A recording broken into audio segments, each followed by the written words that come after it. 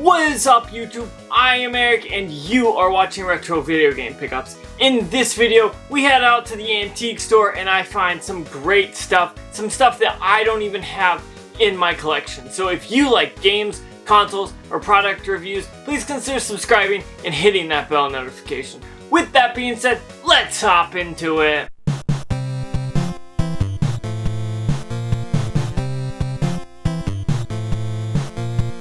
Okay, so if you guys watch the channel, you know that I love going to this antique store because I always end up finding stuff. Well, today is no different. I found some very cool stuff, from a console that I have but one that's broken, to a console that I've never actually even owned, to a bunch of cool games for good prices. I hit it off well here and I did not spend that much money.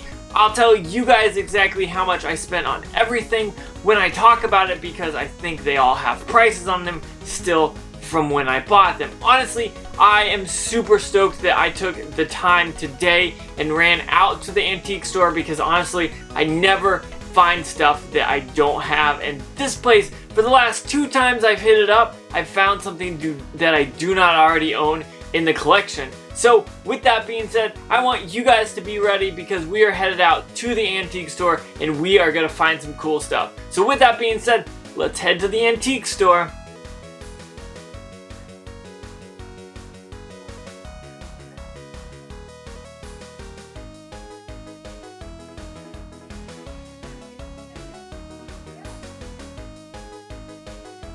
Okay, so I bought something that I don't always pick up. I usually pass on these. However, I knew this one would work and I checked it and I tested it with the guy, and he always has things that's tested, or he says untested, and they're always dirt cheap. And so I saw this and I knew that I had to pick it up. And that was a Sega Game Gear. Now, I had one that was working, but the capacitors went out, and honestly, I don't know if I know enough about this thing to be able to repair it yet. So beware, I'm planning on doing that hopefully in the future, because honestly I want to do it. And then I'm thinking about also backlighting it, because just these things need a backlight, and honestly that's gonna be very dope. But I picked this up for like 25 bucks, I believe. It came with the system, and then it also came with Sonic the Hedgehog Triple Trouble. I do not have this in my collection, and honestly, for the price, I knew that it would work.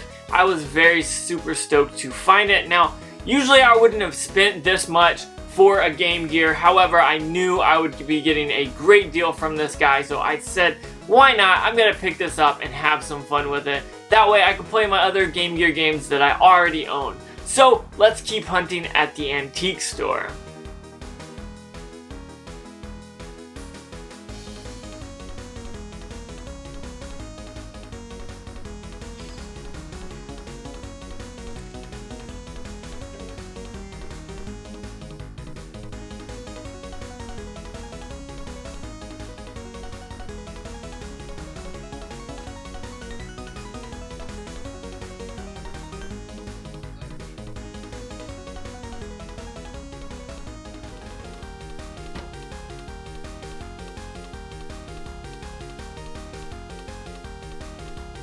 Okay, this time I ended up picking up a console that I do not already own, and I am excited about it, and I hope that this thing works, because it does say untested, but the guy said, hey, that's untested only because I do not have the cables, but you can test them. And for 5 bucks, I had to pick this up, honestly. This is an Atari 2600 Junior. I do not actually have one of these systems, so I think this is definitely going to become my Atari 2600 machine, because it's so much smaller and everything works out well. Now, this one has a plug where you plug in the actual power, and then you also have that RF connector that you would use, that you probably have if you have an NES or something of that era. It also has channel 1, channel 2, left, right controllers, difficulty for A and B, and basically this is everything you need to play the Atari 2600,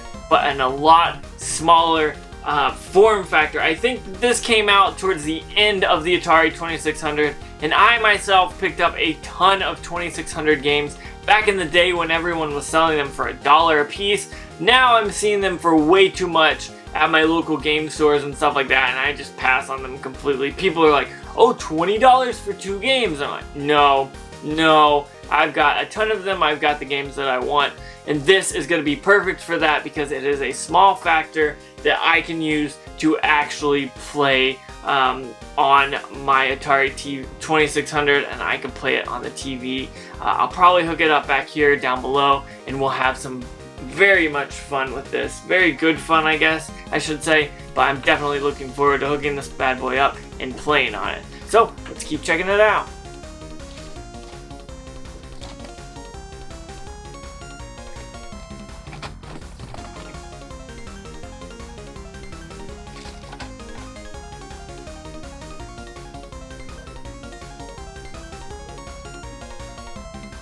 Okay, so here is where you'll find that I found some good stuff, and then I found some stuff kind of off screen, and I kind of had to, honestly, but that happens. Now, if you notice, before I picked up that 2600, there is a wall of Wii games, and for some reason, I didn't catch me picking this up on screen, and that was Metroid Prime 3 Corruption on the Nintendo Wii. This was only $5. I love that. It was complete, and so I saw this and I said, I've got to add that to the collection. I don't believe I have this Metroid, and I think it's probably pretty fun playing it on the Wii, so I'm definitely glad to have picked this up, and I'm definitely stoked to check it out and see what I think about this game. Now, whenever I picked up those Sega Game Gear, the guy said, hey, over here in the case I have more Sega Game Gear games, and I didn't video that because the guy's a little,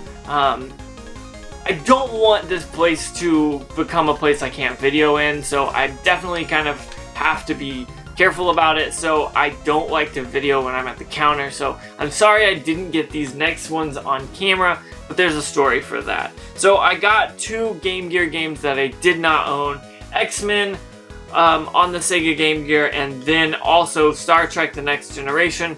Both of these were $5. That's not a bad deal. He did cut me a deal when it came down to it, but that's what these were actually listed on. Now, usually if I buy from this guy and I have a bunch of his games that he's selling, he'll be like, okay, well, this game's $5, this game's $5.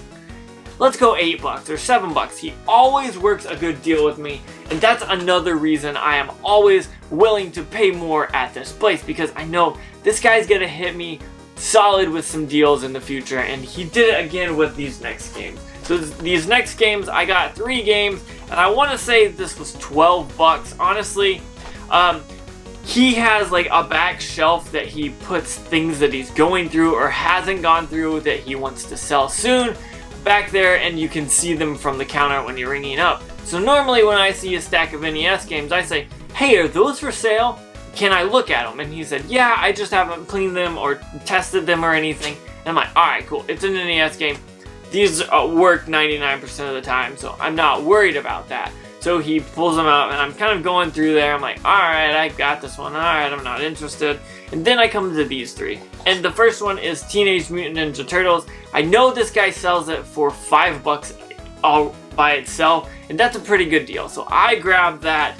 Then I noticed there was a Punch-Out. Now, the back was really dirty and weird, and the label's kind of peeling there, but I picked that up. And then I saw Super Mario Bros. 3, and I picked that up and said, hey, how much for this? And he said $12. He was like, well, normally I get $8 for this game, and $5 for this game, and $5 for this game. And he looks at it and he said, $12. And I'm like, sold. I cannot pass up on that deal.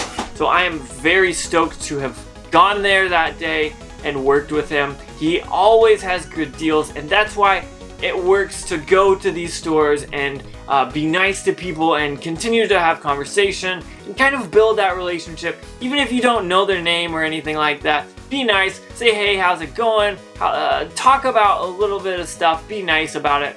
And usually when it comes down to it, those people will give you a better deal when it comes down to it if you buy a bunch of their stuff. And like I did here, he cut me probably $5 to $10 off. Once I got to the end, he bundled it all together and was like, okay, here's this price. And I love when he does that because usually that means I'm getting good prices. Now, I noticed that he likes to use price charting, and I noticed it in this video when I was there that he was actually using it on his phone. Now, it's interesting though because he looks up price charting and does about the same that I do. Goes about 50 to 70% of what price charting says, and he sells it because I know he's making a good deal and I'm making good deals. So I love when that happens, when people are working with you and giving you good deals when you bundle and do stuff like that. So if you are ever out there hunting for games, make sure you try to bundle. Usually people are nice about it. If you say, hey, how much for these 3 games? It says 15, but would you take 12?